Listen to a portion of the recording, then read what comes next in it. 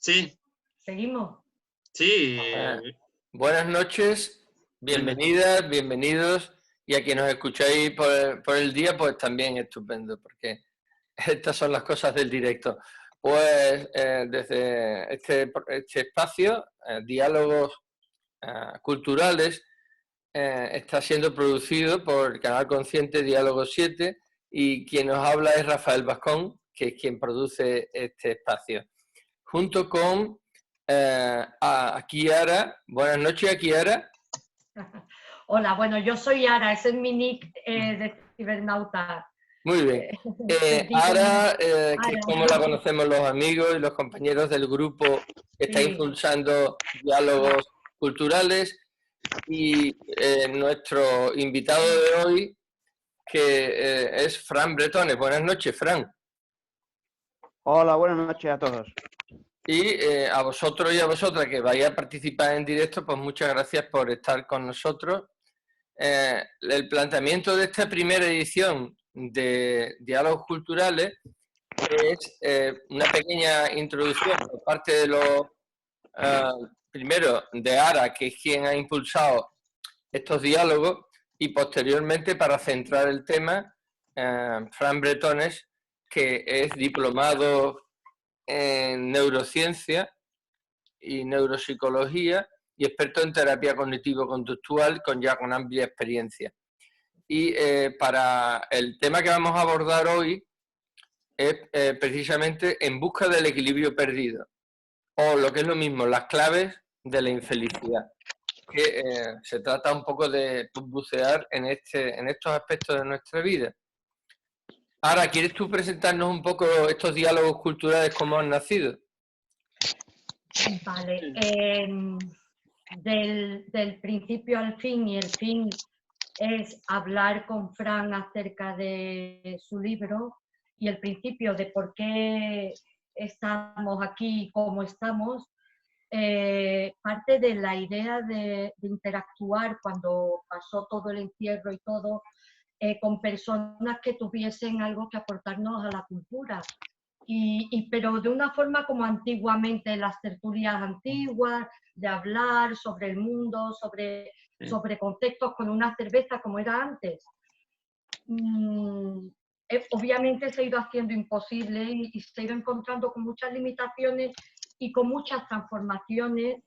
La idea original, incluso el porqué de toda la idea, ha sido un proceso desde el principio del verano, Rafael, contigo al principio, hasta ahora, que no hemos sabido qué hacer. Yo quería tirar la toalla. Aparece, yo como soy artista, pero me dedico al diseño, a la publicidad, trabajo con artistas por mi experiencia, con la informática. Descubrí, un poco una presentación, quiero ser muy breve, descubrí la creatividad a través de la informática, y conozco la programación y la psicología para mi trabajo. Entonces, este libro en particular, ya yendo al libro, porque está aquí, vi que apareció en un grupo de teatro, porque tengo compañeros y amigos artistas, bueno, por miles de motivos. Quien me conoce sabe que soy muy versátil y muy ecléctica.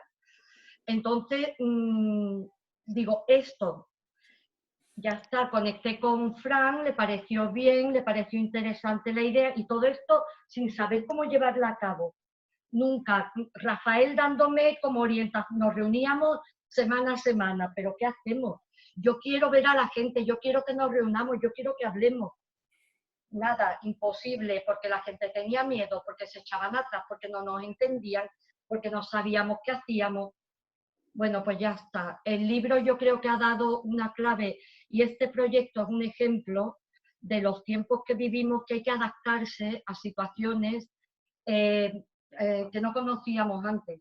Estamos conociéndonos como de una forma que antes no se conocía a la gente, sinceramente. Y tratando de temas, vale, un tema que sí que nos afecta a todos, el equilibrio dentro de un caos que Fran casualmente o causalmente pondría en mayúsculas y subrayado, nos ha dado. A mí me ha ayudado, Fran, atar muchos conceptos de mi trayectoria y de mi conocimiento. Con este primer proyecto, ¿cuáles serán los futuros? Se van a ir dando. Tenemos paralelamente un grupo de WhatsApp donde estamos jugando. Yo quiero que interactuemos y que nos aportemos, a ser posible creativamente. Aquí habla Fran de la creatividad y ahora es muy necesaria para adaptar un tiempo que ignoramos y que está lleno de nuevas tecnologías. Muy bien, pues muchas gracias. En otro estado diferente. Muchas gracias, Ara. Perfecto. Ya. Yo creo que como primera introducción, porque si no, vamos a darle ahora la palabra, si te parece, a Fran y después ya volveremos a intervenir. Un poco la dinámica que vamos a establecer, que os proponemos es esta, ¿no? Intervenciones breves para que todos y todas podamos intervenir y después al final, los que hemos convocado un poco este diálogo, pues podremos sacar conclusiones y volver a intervenir. ¿Te parece bien? ¿Os parece interesante, no? Enriquecerse. Muy bien, pues muchas gracias por tu intervención inicial para situar y centrar cómo han nacido estos diálogos culturales. Y Fran, tú eres hoy el protagonista, entre comillas, el que inicia ya el centramiento del tema que vamos a tratar en esta tertulia virtual, que es como la hemos podido realizar. En otros tiempos ya veremos si podemos volver, esperemos que sí, a las tertulias pues reales y participativas en carne y hueso. A ver, Fran, cuéntanos un poco qué has querido tú, aunque ya hemos publicado la entrevista tan estupenda que nos diste a las 4 estaciones sobre tu libro En busca del equilibrio perdido. Antes de darte la palabra, quiero felicitarte porque, como ya te dije en privado, también lo quiero constatar aquí, me ha encantado tu libro y tu forma de tan sucinta y tan expresiva y de explicar algo tan difícil como son las claves de la neurociencia o de cómo funciona nuestra mente. Muchas gracias, Rafael. Me alegro que haya servido por lo menos de análisis y centrarnos un poco en el tema que ahora nos ocupa, porque hay estos tiempos tan convulsos, nos está distrayendo de lo que es importante. Hay muchos síntomas de ansiedad, de estrés, la gente está muy preocupada en qué es lo que va a ocurrir y lo que no, si vamos a perder lo que teníamos. En fin, yo creo que era necesario un poco de una pizca para centrarnos en algo importante. Te comento, y ya me centro un poco en la idea que yo quería presentar. Es que, ¿o tienes alguna otra pregunta? Perdona, Rafael. No, adelante. Haz tú la introducción. Importante para mí lo que quiero transmitir, que cada vez que tenemos un pensamiento, creemos que el pensamiento es algo que aparece y se esfuma como si fuera aire, como si fuera algo insustancial o efímero. No es así. Los pensamientos son impulsos eléctricos, no en balde. En el cerebro, cada vez que pensamos algo, en el cerebro se crea 20 voltios de electricidad con cada uno de nuestros pensamientos. Por tanto, como decía, cada pensamiento son impulsos eléctricos causados por algo y causantes de algo. Cada vez que pensamos, un pensamiento tiene un impacto directo en nuestras células, en nuestros genes, en nuestros tejidos, en todo nuestro organismo. Cada vez que estamos preocupados por algo, tenemos miedo, sufrimos por algo, porque estamos pensando en algo y sufrimos por ello, se secreta una serie de sustancias tóxicas para la salud, como podría ser el cortisol, como podría ser la noradrenalina.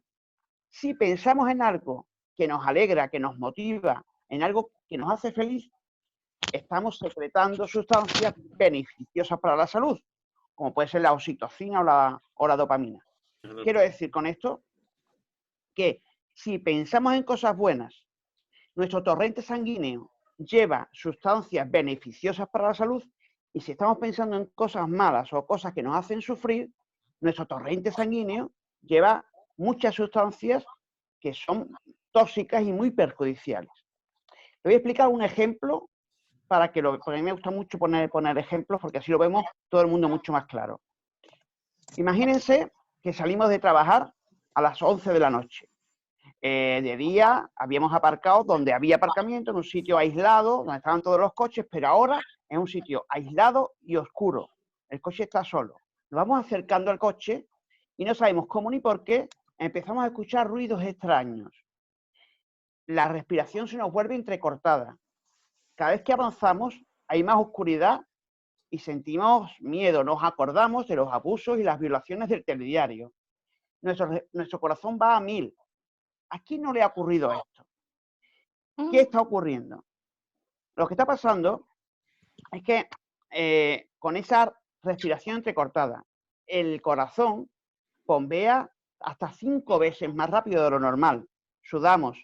Estos síntomas mandan un mensaje inequívoco al cerebro de alerta. Atención, aquí puede haber un peligro.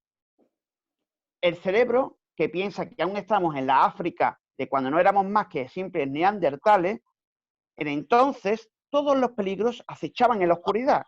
Por tanto, solamente la oscuridad ya ha activado este estado de supervivencia.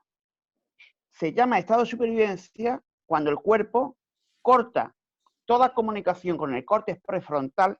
Explico, el córtex prefrontal es la zona del cerebro que está aquí debajo de la frente, que nos ayuda a tomar decisiones, a reflexionar, a los impulsos.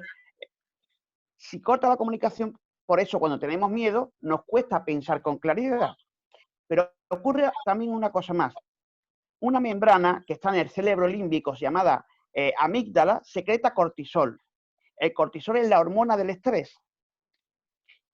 Esta hormona, en grandes medidas, es muy perjudicial para la salud, porque genera un montón de mecanismos que bloquean la regeneración celular. Me explico. Si estamos en estado de supervivencia, el organismo lo que hace es que corta cualquier comunicación porque lo que necesitamos es luchar o huir del peligro. Entonces todos los recursos los utiliza para luchar o para huir. Entonces los nutrientes básicos no llegan a las células. Al no llegar a las células, estas se empiezan a enfermar y de ahí comienzan las enfermedades. Nosotros nos generamos el 90% de las enfermedades. Tengo una buena noticia. Los cromosomas tienen una especie de capuchón, se llaman telómeros.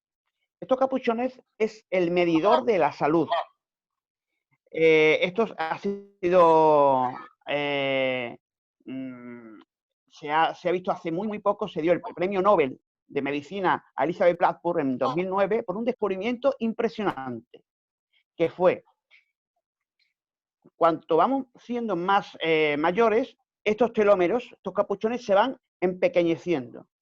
Por tanto, por eso decimos que es el medidor de la salud. De hecho, se puede hacer análisis de telómeros y nos dicen la edad biológica que tenemos.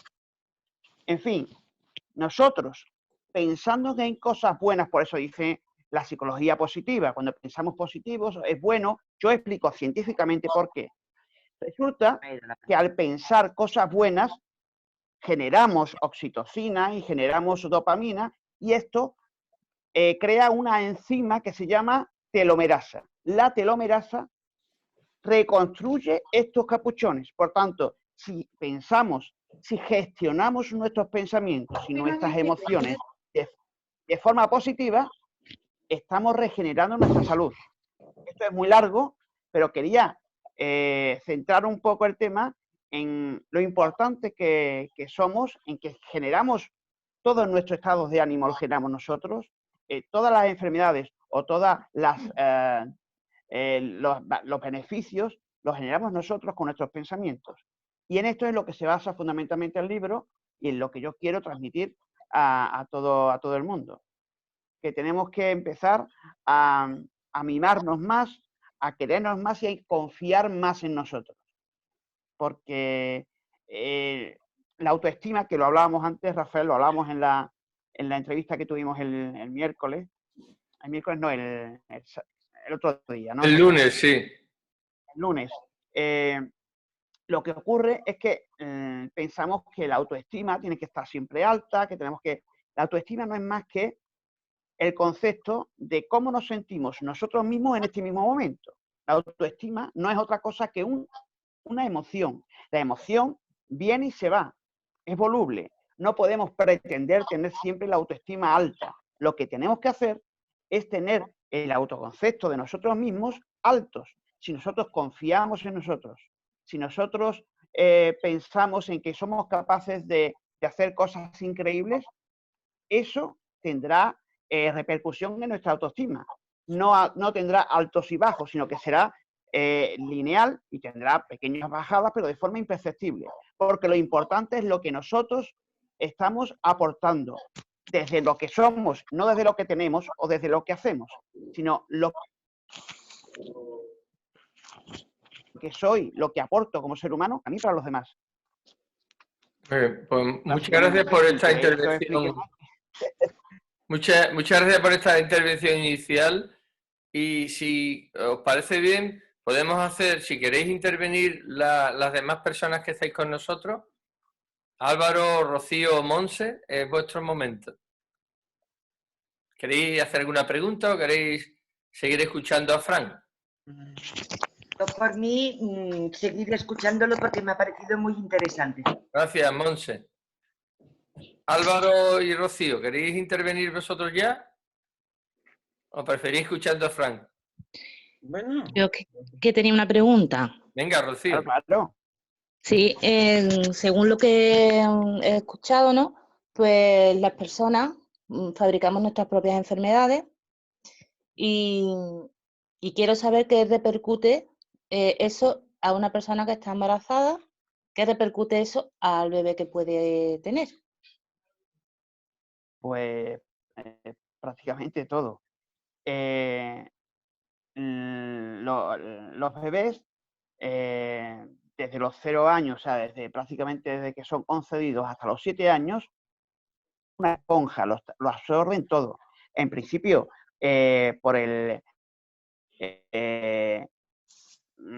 todo lo que escucha, por ejemplo, cuando el niño nace ya con 3 emociones adquiridas. Es la alegría, la tristeza y la ira. De hecho, el niño no solo lo reconoce en sí mismo, sino que lo reconoce en sus padres.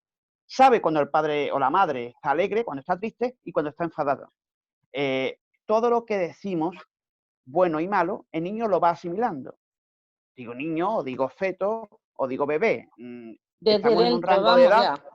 Claro, desde que está en la matriz de la madre hasta los 7 años, digamos que los seres humanos nacemos incompletos.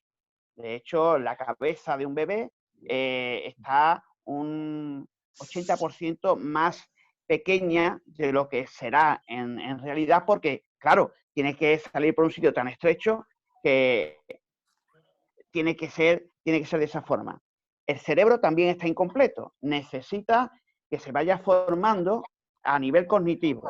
¿Esto cómo se hace? A través de la imitación y a través de las emociones. Por eso es tan importante, Rocío y demás que me están escuchando, lo que decimos a los niños. Las palabras que decimos pueden ser un bálsamo o pueden ser un dardo muy, muy, muy peligroso. Porque, por ejemplo, el niño, según las reacciones que tienen los demás, puede llegar a unas conclusiones inadecuadas. Por ejemplo, debo ser bueno porque si soy malo, enfado a los demás. ¿Qué es ser bueno? Debo no armar muchos jaleos porque los demás me riñen. No puedo ser muy creativo porque los demás me tachan de raro. No puedo... Todas estas conclusiones van creando las creencias limitantes que a lo largo de toda su vida le van a ir frenando. Todos tenemos creencias limitantes. Yo, por ejemplo, cuando me dicen, tú eres tonto, que es tan usual y tan normal, pues a mí se me activa algo por dentro y me cabreo muchísimo, porque eso activa una creencia que tengo en mí desde mi infancia, en la que pues, la gente los que estaban a mi alrededor pensaban que yo era tonto, que tenía incluso hasta algo de retraso. Simplemente porque era una persona extraña, porque siempre estaba aislado, estudiando, creando mi mundo interior. Yo siempre he tenido un mundo interior que solo he conocido yo y que solo entiendo yo. Pero eso no explica que una persona rara sea una persona menospreciada, porque esa persona puede ser tan importante en la vida, en su propia vida, en la vida de los demás, como cualquier otro. Entonces tenemos que tener mucho cuidado lo que decimos, no solo cuando el niño ya ha nacido, sino mientras que está en el vientre de la madre. La música que escuchamos, lo que comemos, las sustancias que tomamos, todo eso va directo al niño. Es muy importante tu pregunta, Rocío. Muchas gracias. Sí, yo que quería seguirte en ese lado, me gustaría preguntarte, porque a mí lo que me interesa es el tema del embarazo en sí. Sí. En fin, ¿se puede provocar lo que es una malformación en lo que es en el aneroides? No sé si lo he dicho bien. Sí. ¿Por qué existe ese fallo?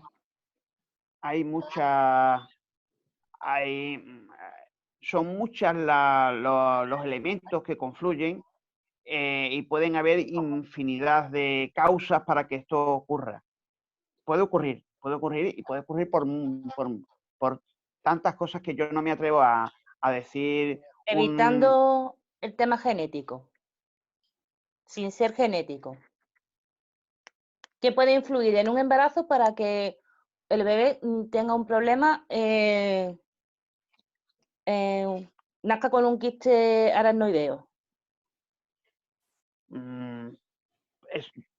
Puede influir desde la postura, los alimentos, puede influir tu nivel, tu estado anímico.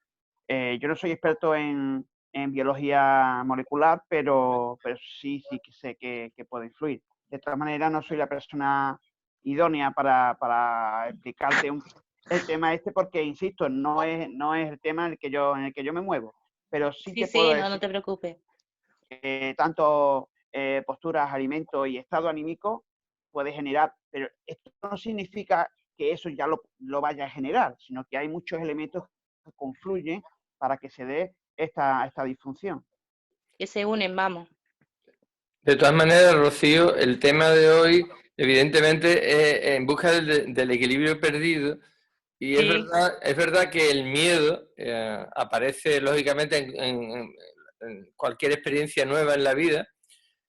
Y quizás por ahí sí, Fran, podríamos avanzar, ¿no? En el sentido de que el miedo es una de las causas principales, ¿no? El temor excesivo que nos crea el estrés, que influye no solo en las madres, ¿no? O en los padres, sino que nos influye a todos para estar estresados, ¿no? Claro. Y obviamente eso, desde antes incluso de que se inicie el proceso de la gestación, ya puede influir en la vida de los padres y de quien va a nacer. Entonces, en ese sentido, Fran, tú planteas unas claves muy interesantes para ver cómo salir de ese miedo, ¿no? En cualquier situación, sea porque estés embarazada o por cualquier otra, porque estés en el ERTE o porque estemos viviendo esta situación tan increíble, ¿no? Que estamos viviendo con todo este movimiento tan extraño, ¿no? Claro, el 90% de las veces que el miedo lo genera, disculpa, pero mi perrilla ya se está hartando. Que el 90% de las veces el miedo está generado por los pensamientos. Los pensamientos entran en un ciclo tóxico, un ciclo vicioso, que si no lo paramos nos puede llevar a la ansiedad, el estrés, a la depresión. Existe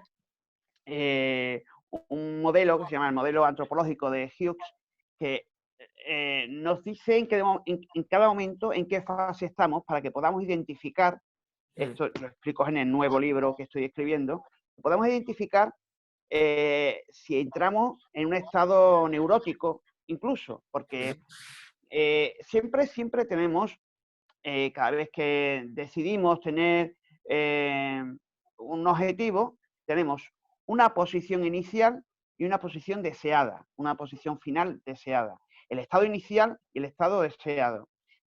Mientras que se va consecuciendo todos los objetivos para conseguir esta meta final, vamos pasando en una serie de etapas, que hay rangos de emociones desde la ira, pasando por el miedo, la angustia, la desesperanza, y hay que saber distinguir cuando estamos en esa puerta que nos lleva hacia una vorágine de sentimientos que nos llevan a lo más profundo, que es la depresión.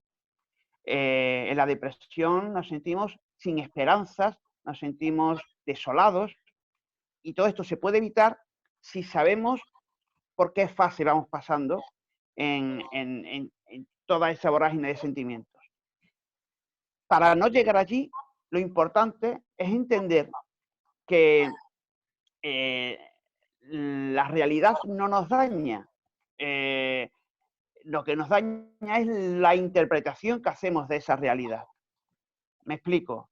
Por ejemplo, yo me quedo parado en este momento, tengo una mujer, 2 hijos, y el mundo se me echa encima, no sé qué hacer, caigo en una profunda depresión. Incluso hay personas que incluso se han suicidado por este evento, se han quedado en paro. Y hay otras incluso que gracias a que esto le ha producido una motivación, han creído que quedarse en paro le va a generar una mejor vida porque van a encontrar un mejor empleo. En fin, el mismo evento activador que es quedarse en paro, algunas personas las lleva a una profunda depresión y a otras las motiva a generar una vida mejor. Y todo esto es porque pensamos que la realidad es lo que nos está haciendo daño. Si lo vemos en un esquema, A es lo que ha ocurrido, B es lo que yo pienso sobre lo que está ocurriendo y C es cómo me siento.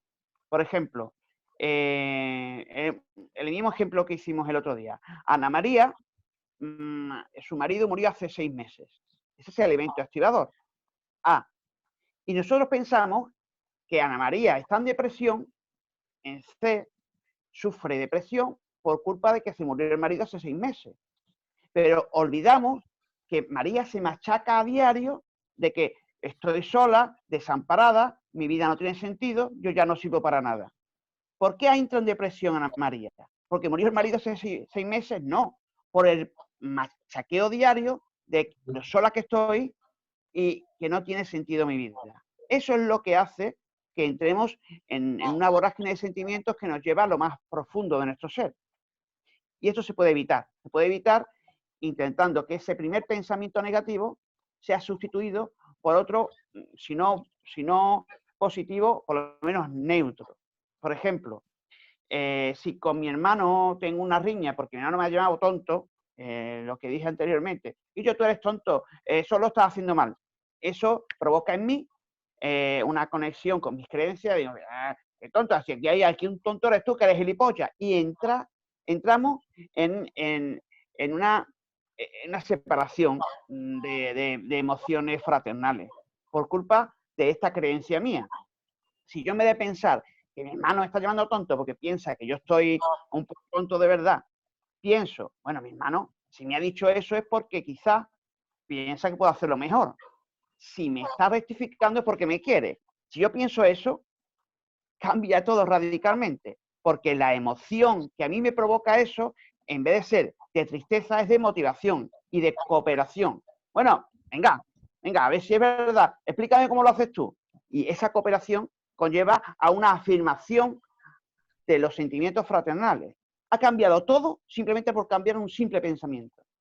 Y esto es lo que provoca que entremos en círculos viciosos y hay un ejercicio que podemos hacer, pero tenemos que ir practicándolo de menos a más, porque cuando entramos en en ese estado en el que estamos completamente cabreados, ahí ya es muy, muy, muy difícil. Ha entrado ese secuestro neuronal y ya no podemos hacer nada porque ha cortado la comunicación con el córtex prefrontal.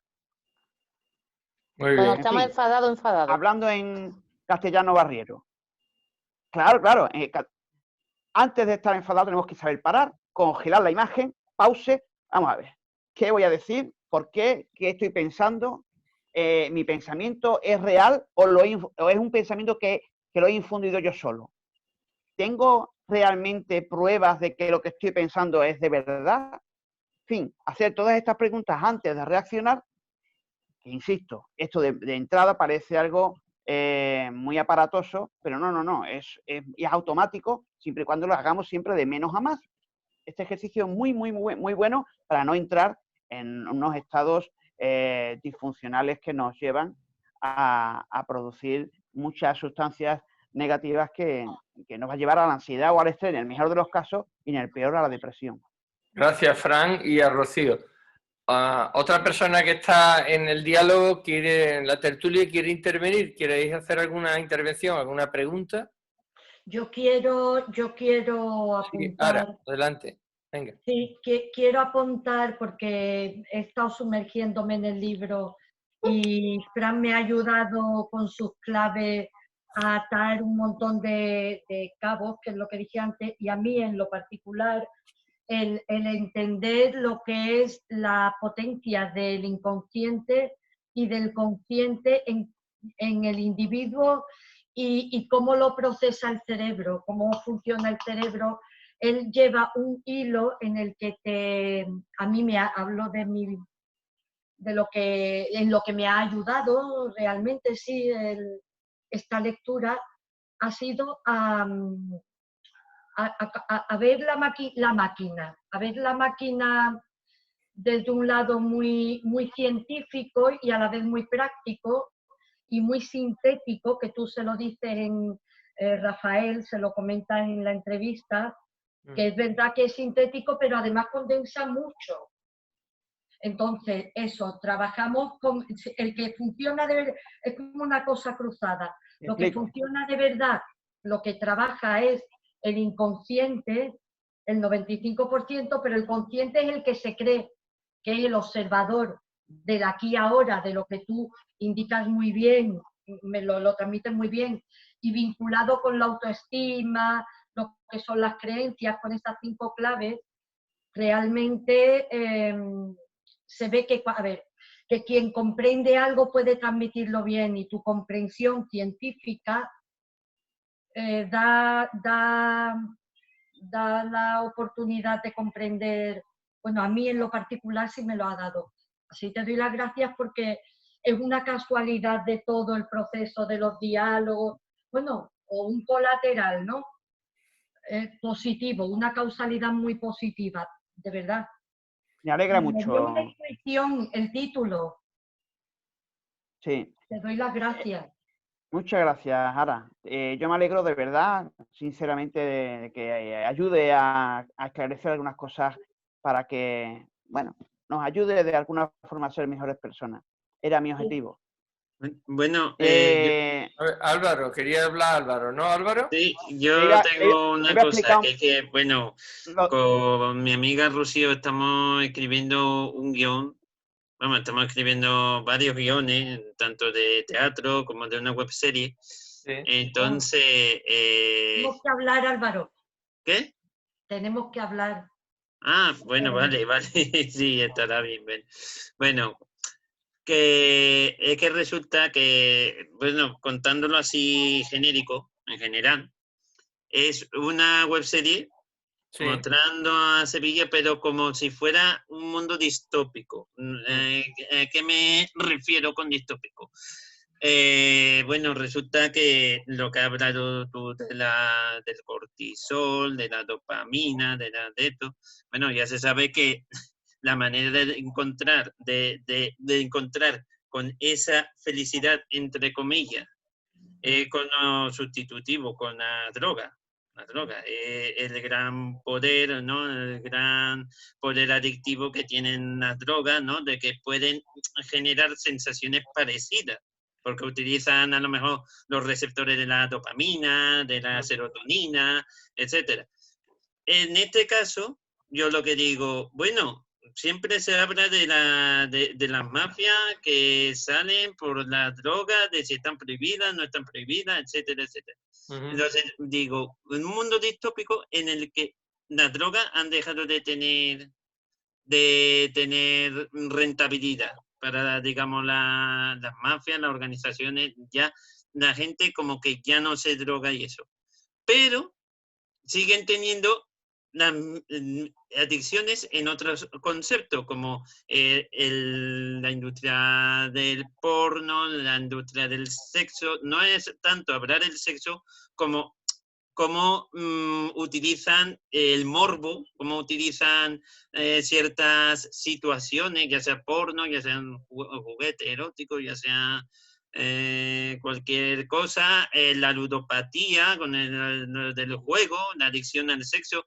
Puede ser venir de eso que tú has dicho, de que todos esos sentimientos negativos, todo ese miedo acumulado en la gente, el estrés, sea el verdadero detonante de que la gente busque estos subterfugios, ya sea droga, ya sea...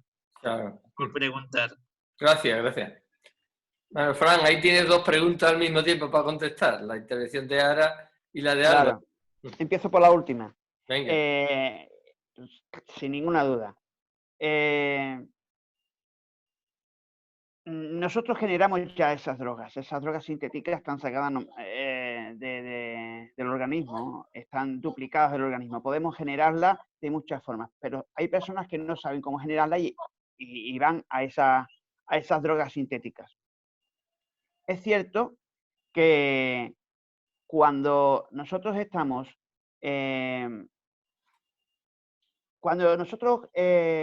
buscamos una recompensa rápida, cuando queremos ser felices y no encontramos la forma, pues buscamos la droga, buscamos videojuegos, buscamos pornografía, buscamos Amazon, que nos trae lo que quiera en un día.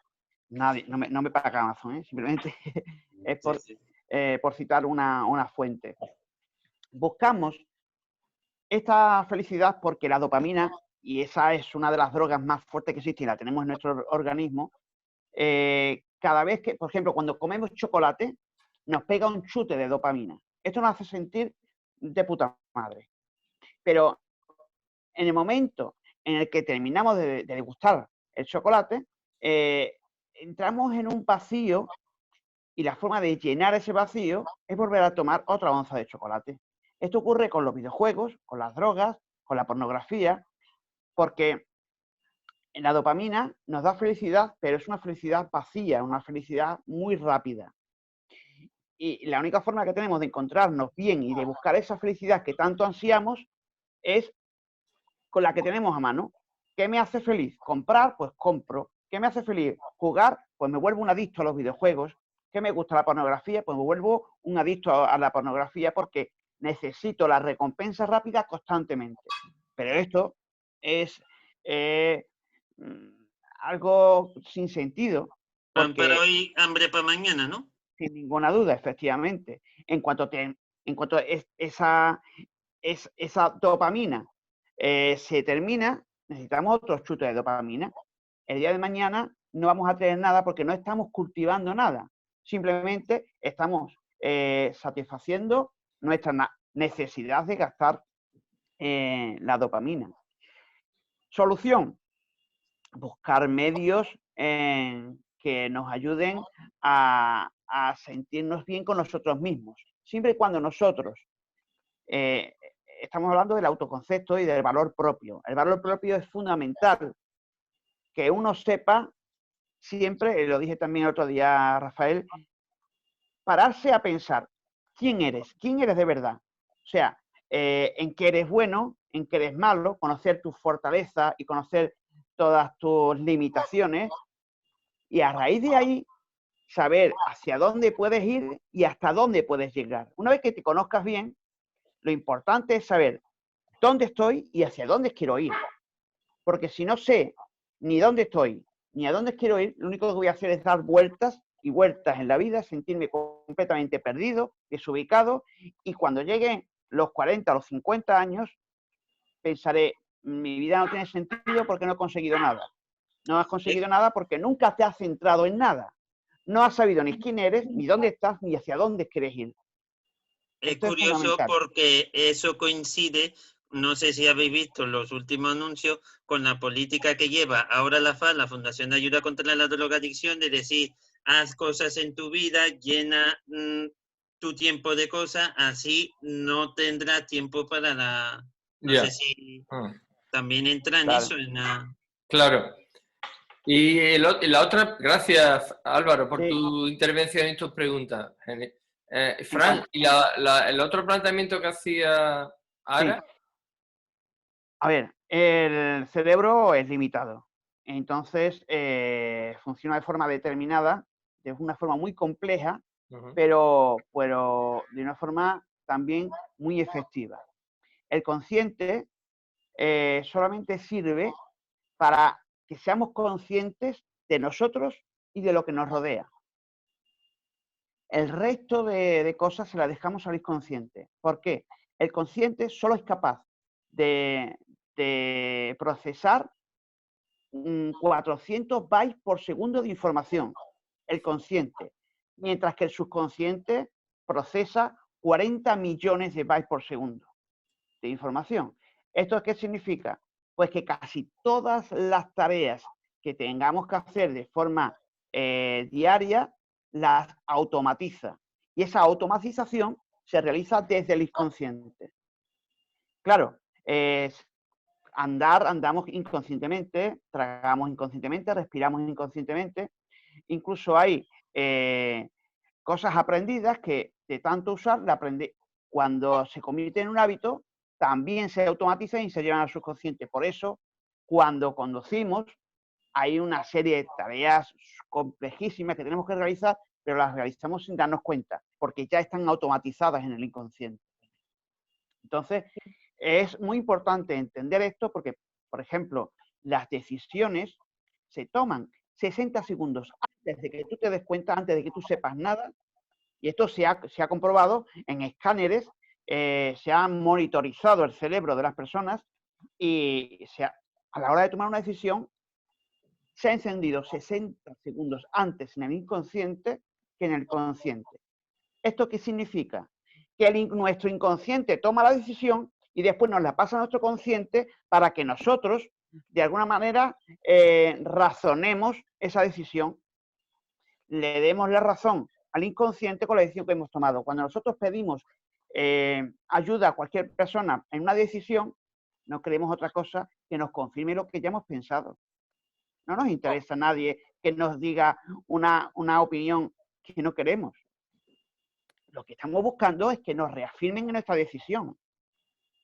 Y todo eso viene del contraste entre el consciente y el subconsciente. Y es muy importante que seamos conscientes de esto porque hay cosas que no podemos controlar.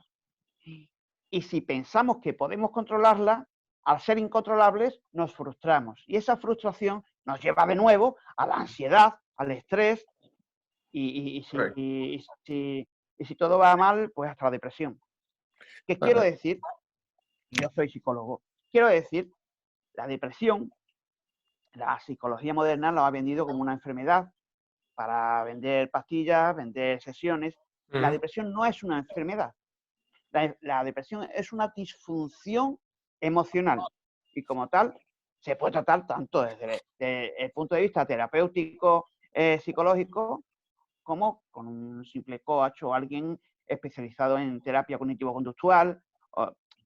No tienes por qué contarle tu vida a un psicólogo, no tienes por qué bucear en todas tus sensaciones y eventos que te han hecho daño, porque no es necesario. No es necesario. Para salir de la depresión no es necesario nada de eso. Me estoy tirando piedras en mi propio tejado, pero en honor a la verdad, y yo, antes que cualquier otra cosa, quiero ser honesto, es cierto, la depresión no es una enfermedad, es una disfunción emocional. Pues la citan como enfermedad grave, vamos, enfermedad grave que si Ya. no, Es que Cuando, no es por lo del cuando- suicidio, es porque cuando la, de- genera otras enfermedades. cuando la depresión pasa a ser patológica, ya hay que tratarla desde como algo grave porque lo es, pero eso no significa que sea una enfermedad. la cuestión es que hoy disfrutamos de muchos modelos, ¿no? Desde el punto de vista de la salud, y eso es una ventaja, ¿no? Porque podemos elegir según nuestras posibilidades, ¿no creéis? En ese sentido, Monse, que tú estás escuchando y no está saliendo en la imagen, ¿tienes interés en participar con alguna pregunta o alguna intervención? Sí, yo quería preguntar una cosa porque la verdad es que me está resultando muy interesante.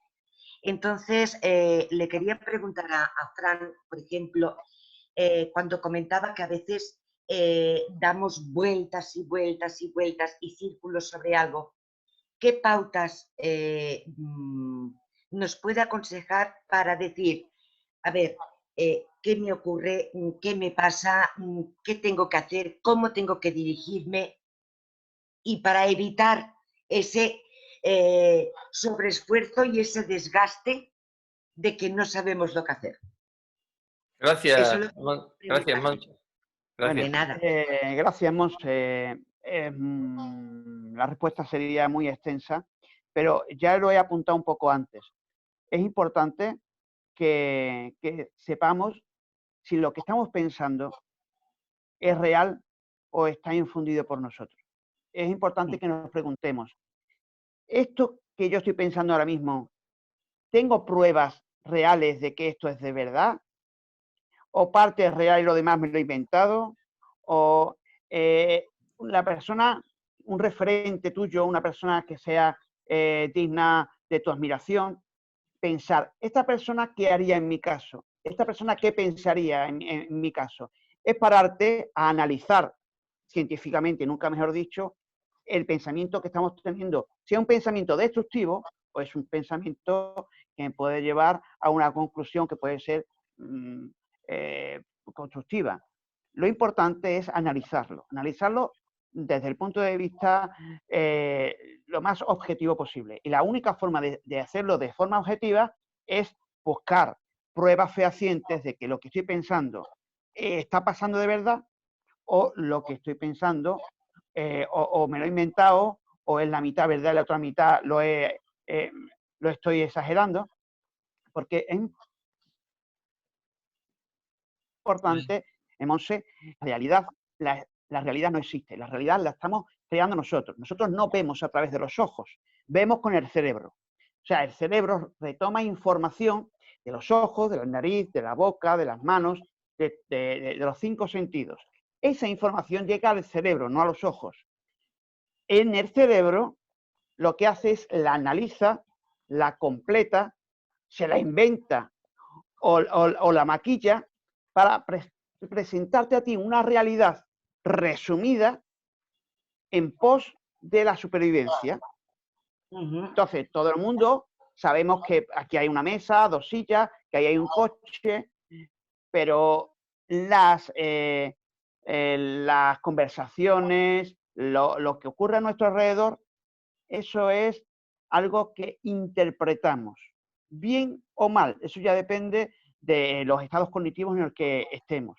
Y para analizar si estamos en una posición neutra o adecuada, no hay mejor cosa que hacerlo de forma científica. ¿Qué pruebas tengo? ¿Qué haría esta persona? Lo que yo estoy haciendo es producto de mi cabreo. Eso aplaca muchísimo ese proceso cognitivo destructivo. Lo aplaca muchísimo. Solamente el ponerte a pensar baja mucho el estado ansioso en el que entra cuando pensamos de forma destructiva.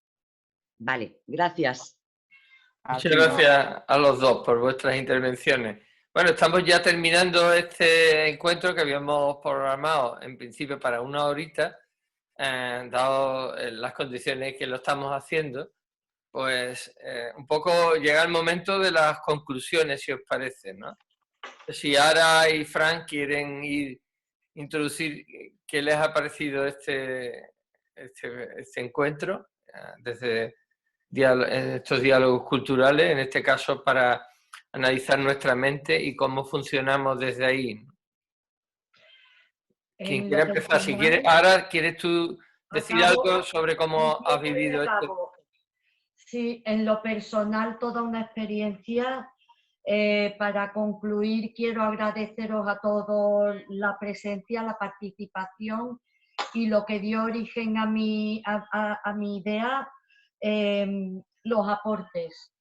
Entonces, para empezar, para mí es muy enriquecedor y emocionante, eso en lo personal y en la percepción personal. Y en cuanto a proyectos, vamos a seguir, se va a ir haciendo. Y en cuanto a los aportes, me has dado verdadera... he integrado claves realmente interesantes con las que, Fran, gracias y vamos a seguir. Y me encantaría que sigas con nosotros en lo que vaya surgiendo. Gracias, Ara, por haber... Claro, cómo no. Aportes, gracias por estar, por haber confiado también en mí, porque yo te hablé a ciegas en un principio. Y me doy cuenta que mi intuición, y esto me lo digo a mí, fue acertada. Gracias, Entonces, Ara. ¿Y tú, Fran, quieres un poco alguna conclusión gracias, del encuentro?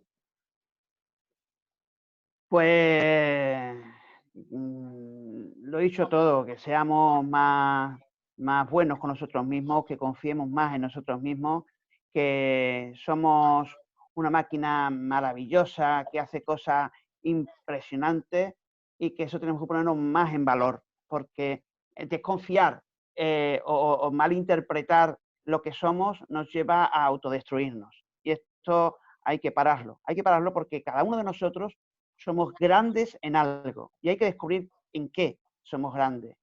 Y ese aporte hacia los demás siempre, y esto también es ciencia, vuelve como un boomerang hacia ti y tu vida mejora en todos los conceptos y te ayuda a los demás. En este sentido, quería también decir que yo tengo conferencias, cursos y talleres, muchos de ellos gratuitos.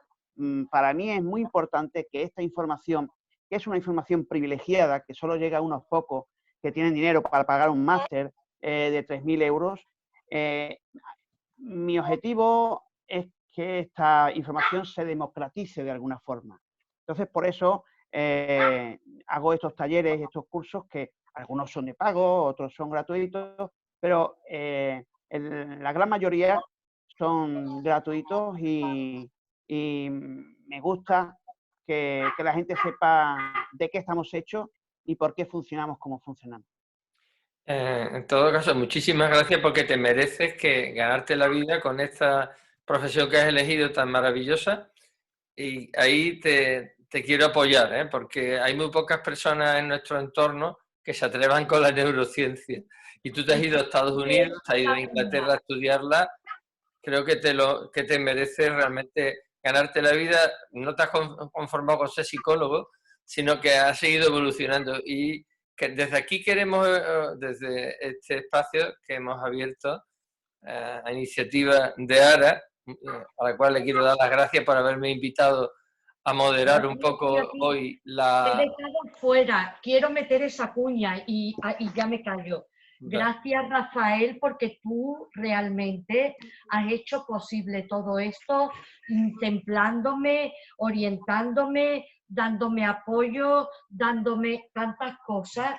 Y vamos para adelante, espero que estéis todos en lo que vaya surgiendo. Y la otra cuña va porque la herramienta causal, digo por enésima vez, que estamos teniendo a mano es para los tiempos que vienen, para adaptarnos a lo que ignoramos, porque estamos despidiéndonos de un pasado y en el libro también, Fran, a mí me ha ayudado a mirarlo, que es que ya no existe la calle, la plaza, el aprendizaje es distinto y él tiene herramientas para ello. con los tiempos que tenemos. Muy bien, Sí. pues muchas gracias a todas y a todos los que habéis participado en este diálogo cultural, y si la vida lo quiere tendremos un nuevo capítulo y ya veremos si lo hacemos semivirtual, virtual o cómo, porque la vida hoy día nos está haciendo ser creativas y creativos y no sabemos ni siquiera cómo será, pero en todo caso, si de vosotras y de vosotros depende el que sigamos adelante. Muchísimas gracias a todas las personas que habéis hecho posible con vuestra participación este encuentro. Y hasta Gracias a ti, Rafael. Gracias pronto. Gracias a vosotros, en especial a Rafael y Ara por hacer este espacio, y a todos los demás por venir, porque siempre hay cosas que hacer, siempre son muchos los estímulos a los que atender, y haber estado aquí esta hora con nosotros es de agradecer. A ti. Sí. Pues encantado, muchas gracias a todas y a todos. Igualmente, igualmente. Gracias. Luego. Gracias, Un placer. Monse. Hasta luego.